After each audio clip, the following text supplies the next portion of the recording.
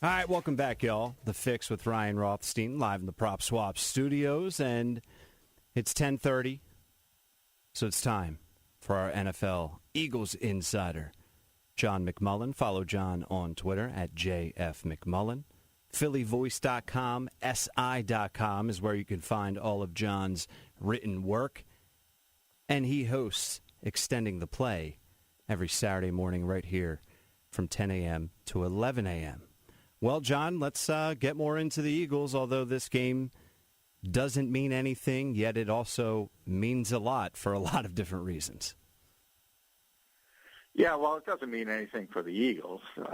Obviously, for this season, it means a lot for the Washington football team. And depending on, how you look at these things, I mean, obviously you have this whole, we talked about it a lot, tanking mentality, I think, in Philadelphia more than even most cities because of what went on with the basketball team for so long. And you have this whole group that, advocates losing. And that's just not how coaches and players go about it now. The Eagles have only won 4 games for merit reasons, the fact they don't have a ton of talent. I think that's been the most interesting part of this week has been a shift from the coaching staff, to be honest. Finally admitting it. When you're in the midst of the struggle and you're trying to fight each and every week, you get those constant cliches, next man up, and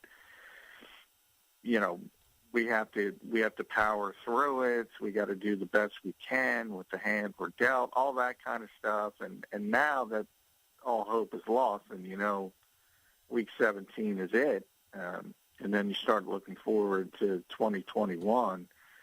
Now you see the coaches from Doug Pederson today, it was Jim Swords and Dave Fitt, kind of admitting the honest part of this, and that talent's just not there. So from the coaching standpoint, it's about the process, a different process, and that's what you're trying to get players better each and every day, and that's how you get through these kind of bad seasons. Yeah, and I don't want the Eagles to lose this game on purpose, and I know they're not going to approach it any other way, but let's go win it. But, John, walk us through the impact for the draft. So I saw if the Eagles lose, they will be either in the 3 to 6 range, but if they win, what's the range that they'll be in? Well, they're 6 right now.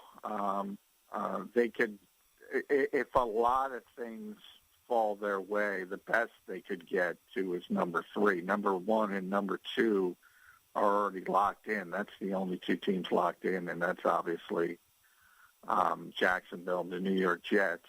And it's very unlikely. So you're talking about, as I said, if the draft were to come off right now, it would be number 6. If you lose, depending on what happens elsewhere, you might get up to 5 or 4. If you lose, I'm not sure how far, to be honest, I haven't looked at it, how far they could fall.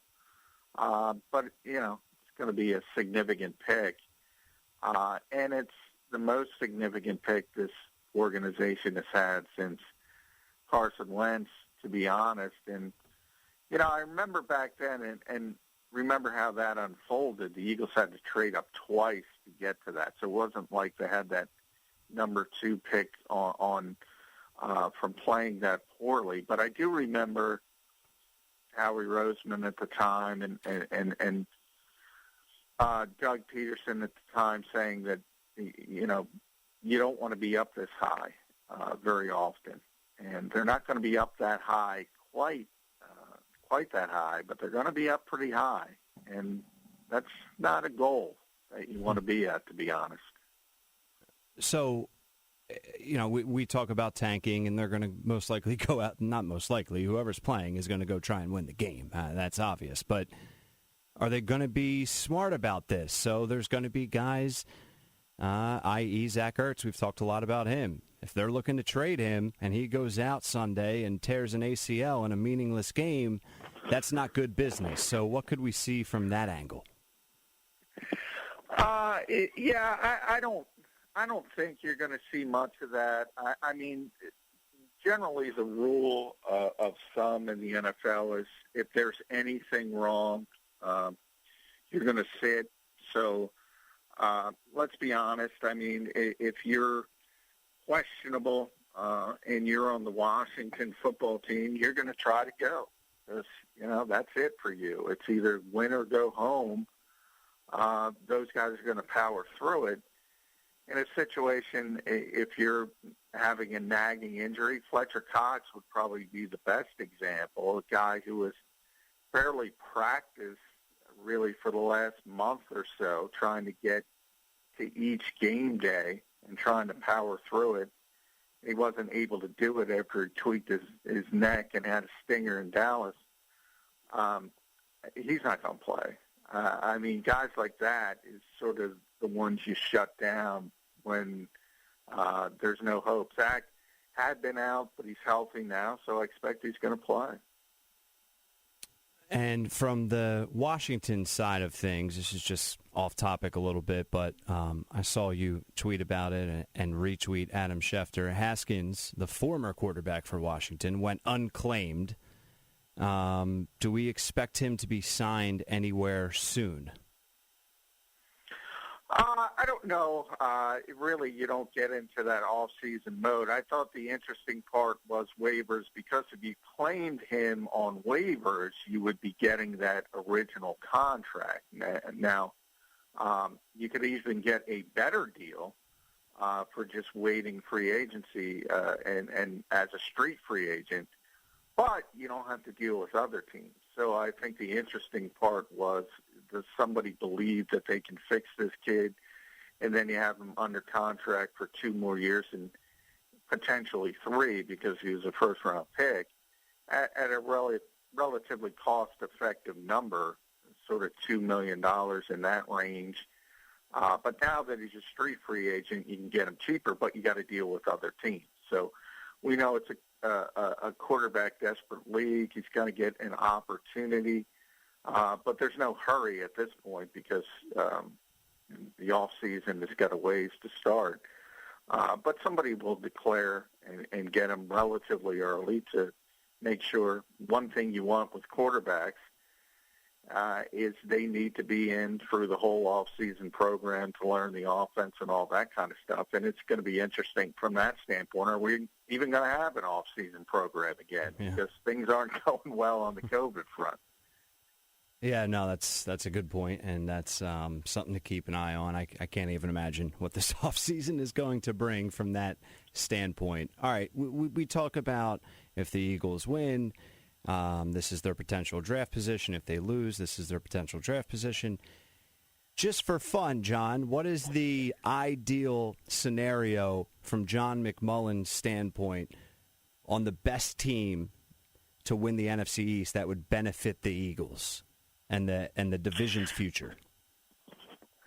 I don't know if any of them benefits the Eagles as far as who wins the division. I think that's more of a fan thing. I mean, everybody's a rival. Typically, I think obviously most fans dislike Dallas the most. Well, so from just to jump in, John, from like a draft perspective, like should Washington win the division, they're not going to be any higher than 19th overall. So I guess it's really strictly from like draft positioning and how it impacts every team's offseason. Yeah, I get what you're saying. You are going to take a hit from draft positioning if you win the division. So I think if you look at the most talented team, I mean, if you project forward and Dak Prescott is healthy, and you saw those receivers and what they were able to do with even Andy Dalton at quarterback, I would say Dallas is still the most talented team. And remember, on the offensive line, they had some of the same issues as the Eagles. I mean, Zach Martin's not there. Tyron Smith is not there. La'el Collins is not there. All those guys were injured and are all Pro Bowl level players. So if they were to get a top 10 pick, then you start saying, well, you're going to add another big-time talent to that group. So from that standpoint, yeah, I guess. But, look, all 3 of those teams, none of them are the Kansas City Chiefs. Let's put it that way. So I don't think you would get too concerned over any of them. Talking with our NFL Eagles insider, John McMullen. Follow John on Twitter at JFMcMullen, PhillyVoice.com, SI.com for all of John's written work. And you can listen to Extending the Play every Saturday morning on 1490 from 10 a.m. to 11 a.m. All right, John, let's get some just standard team updates. Who spoke today? Anything that's changed that we need to be updated on? No, today was coordinator day, so it was Jim Schwartz and Dave Phipp. And now that a couple weeks ago they changed the COVID protocols again, so basically team facilities are not open to the players until Wednesday. So we don't get any players until Wednesday. And as I said, the shift in kind of the narrative and basically the coach is trying to prop up these players. I put on Twitter, I don't know if you saw it, Ryan, if you think about the Eagles going into Dallas and what was a must-win game, they had to win the game to have a chance to win the division, and you look at the defensive side of the football, and you look at all these players that were in double-digit snaps, and it was guys like Mike Jaquette and Graylin Arnold and Kayvon Wallace and Joe Batsey and Raekwon Williams and T.Y. McGill. It's just not it's not feasible. And it showed up, and it wasn't feasible. And I think that's what I was kind of saying at the beginning of this conversation, where everybody from Doug Pederson on down has kind of said, it's the hand you're dealt, and you got to do the best you can, but it's a personnel-driven league. As the Jalen Hurts and Carson Wentz talk is not going to go away anytime soon, it's only going to get louder.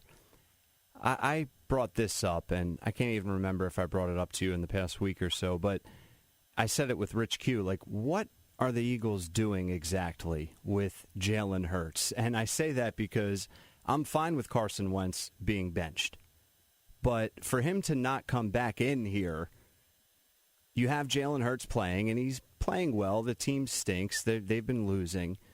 But if we're going back to Carson anyway, I just don't know what the end game is between the two quarterbacks, and we've talked about this a million times. I'm just trying to kind of bring up a different angle into the conversation. Do you feel like they've made a massive mistake as far as putting Carson back in? Why didn't they put him back in? And if Carson's going to be starting week 1, I just don't get how they've ended the season, I guess, is my long-winded explanation. No, I agree with you. I mentioned that on Rich's show today, as a matter of fact. I think, look, they were trying to win the division. That's why they made the change. And Carson, as I said, benched himself.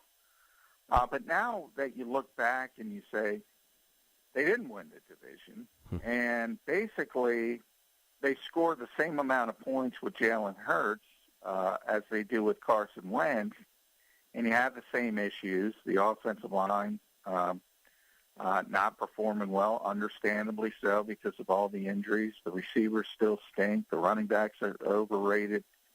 It's all the same, but they did look a little bit better. They got more yardage. They moved the football a little bit easier until it was time to turn it into points, and then it all kind of imploded.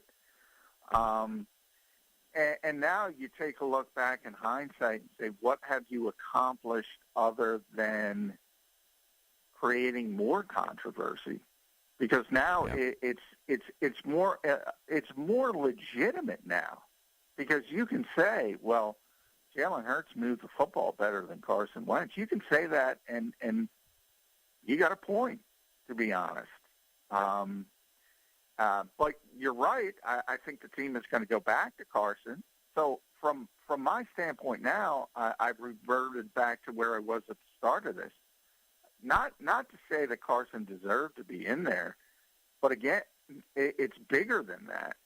And the fact that say it all the time. If you have two quarterbacks, you don't have any quarterbacks. You don't want controversy. The Eagles have invited controversy, and they've only increased that controversy. And it's not helpful. It really isn't. Yeah, it just seems like it would be too idiotic for the Eagles to continue to start Jalen Hurts and then start Carson Wentz week 1. And I know you've detailed it many times that, listen, the cap hit, Jeffrey Lurie's not going to do it, Carson Wentz is going to be here. So then what are you doing? Like, why didn't you go back to Carson Wentz this week? It would make sense, okay, we're benching you for a game. We're benching you for 2 games. But to have him sit the remainder of the year and then have him start week 1, I think that's the most idiotic option out of, a hypothetical A, B, C, or D. Well, I think the only way this wouldn't have been idiotic is if Jalen Hurts ran the table and they won the division. Right. The fact that didn't happen, and there was an opportunity. I mean, if they win that Arizona game and they were in it, I mean, they have the inside track to win the division. So it was closer than it may seem right now. But while I say that, now that it hasn't happened, now it just looks dumb because you've let one guy finish the season and, essentially, and it could change, I mean, things could happen, but the most likely scenario is that Carson Wentz is going to be the starter week 1 of next season for all the issues we detailed.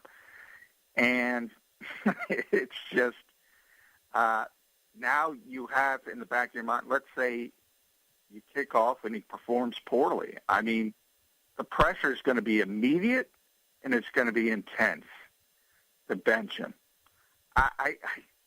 They have not handled this well. They have not handled this well. They are not a quarterback factory. And, it really dates back. This should have been something that everybody thought about it. Whoever you want to blame, whether you think it was a good pick, bad pick, indifferent pick, the Eagles should have known this was a possibility, and they didn't, seemingly. And then they should have known by benching the quarterback, and I think Doug did know, by the way. I think Doug did know. He was just trying to salvage this season. But I don't know if Howie Roseman and Jeffrey Lurie knew what they were creating. And that's kind of silly because... How can they not know? Yeah, I mean, quarterback controversies around this league, give me one that was good. Right. They're never good. They're never good. And the fact that they didn't envision this is a strike against that organization. We've talked about scapegoats a lot as well, but just it ties into this conversation because my mind goes to, okay, they look idiotic, as I've mentioned, so how does Jeffrey Lurie bury the body? How does Jeffrey Lurie cover this up? Who is the scapegoat? It feels like Doug Pederson no longer being the head coach could become more and more likely, as idiotic as that seems. Yeah, I mean, I talked about it a lot, and as I get away from it, and I start thinking about really the 3 options, and that's Doug Pederson, and from the coaching staff, I'm talking about Doug Pederson, Jim Schwartz, Dave Phipp. I don't think any of them should go. Now, granted, that's not going to be sexy. That's not going to be what the fans want to hear. But if Jeffrey Lurie wants to be innovative, and that's the tag he always chases. I mean, he's obsessed with being labeled innovative, and he's obsessed with being a step ahead. And he and Howie want to be the smartest guys in the room. If they want to be that, then how about drifting off from the group thing? Because this league as a whole is never about solving problems. And this isn't just the Eagles. This isn't a criticism of the Eagles. This is every team and every organization in this league, because it is such a public-facing industry, because it is so much pressure under a microscope, every single team in this league. when you have bad seasons, it's never about solving the problems of why you had a bad season. It's about assigning blame for that bad season. And it's about scapegoating people. And last year it was Mike Rowe. This year I expect it to be somebody. But if Jeffrey Lurie truly, truly wanted to find the solutions, he should get past that. If he truly wants to think innovatively, don't march to the same drummer everybody else does. You know, Dave Phipp has been a great, great special teams coach. Great since he got here in 2013. Looked it up today. The Eagles are second in special teams touchdowns from 2013 to 2019. Second in block kicks. They're always in the top 10 in special teams. This year, the train fell off the rails. Why? Because he became a bad coach or because the personnel stinks? Yeah. I mean, ask yourself that question. Doug Pederson, in February of 2018, he finally gave this organization and this fan base what it wanted. And he was a hero in February of 2018, and we're heading to New Year's Day of 2021, and he forgot how to coach. Where is the common sense in that thinking? And I don't even want to bring up Jim Schwartz. I mean, that guy puts things together. Again, I mentioned the names, Arnold, Wallace, Jaquette, Williams, Batchy. Nobody knows who these guys are, and you're expecting the 85 Chicago Bears? Yeah, it's insanity. Where's the common sense? There is none. There is none. It's, you know, and we've talked about social media plenty in the past, John, but it really does feel like, all jokes aside, that these owners and bosses in charge of these professional organizations have started to take a troll on Twitter's approach when things start to go off the rails. Like, they just lose all common sense. Well, I agree with you. It's even worse now.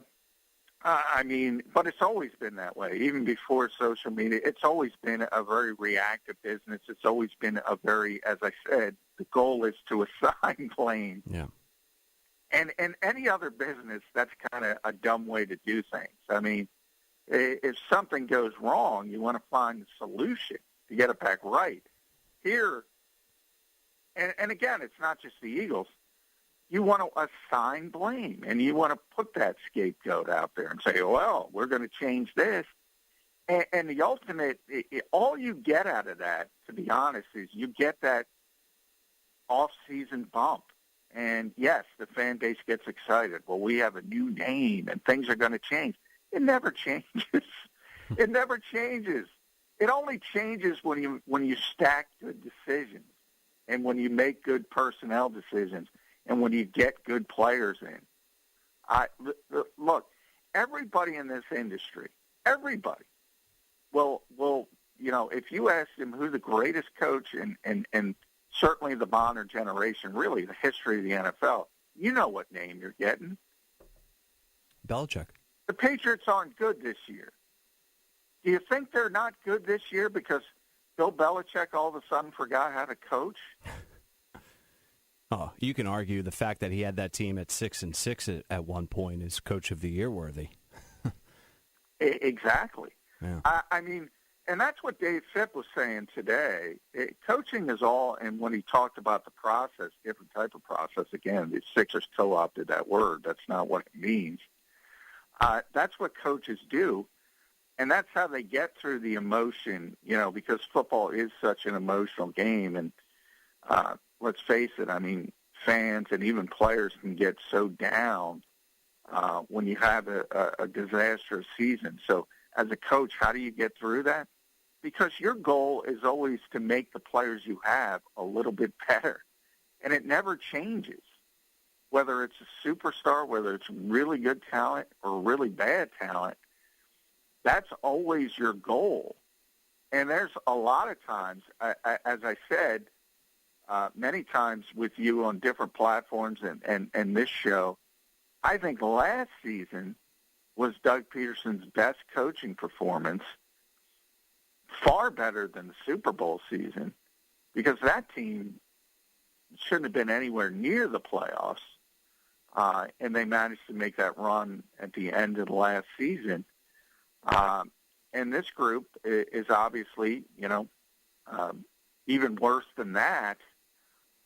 And then you had all the injuries, and you had the age, and you had the attrition, and how he's bringing back guys who shouldn't have been brought back. We know all the stories, and that's how you end up in this situation. But I don't know. You could bring Bill Belichick in. You could reincarnate Vince Lombardi, whoever you want. They're not winning with this football team. And either is Lincoln Riley. I got news for you. Bring him in, you'll win 2 games. If you're lucky. John, what's one more here before I let you go? What is something that we have learned with Jalen Hurts as a starting quarterback? So over the past few weeks, is it Miles Sanders? Is it, whatever it may be, what is something that you've noticed that wasn't there before Jalen Hurts became the starter?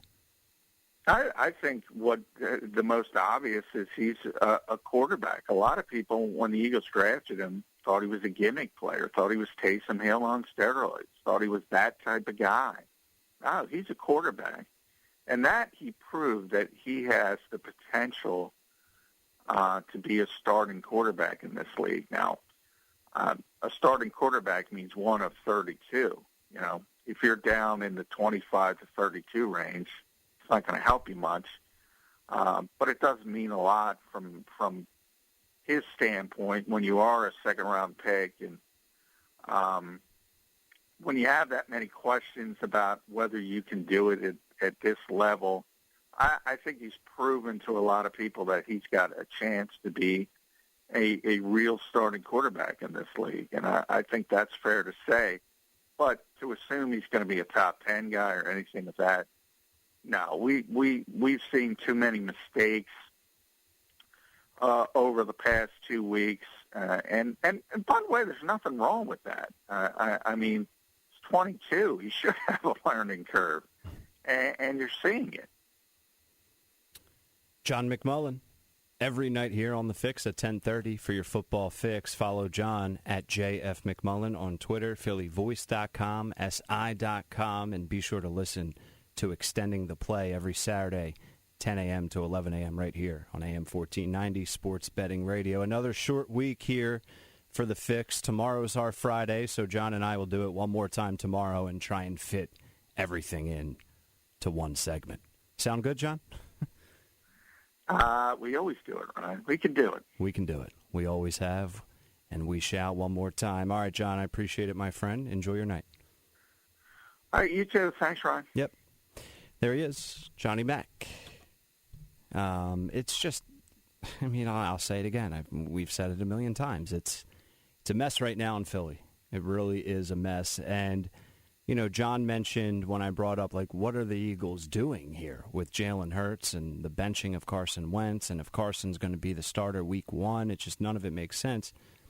John brought up, well, it would have made sense if Jalen was able to get this team into the playoffs, and I get that.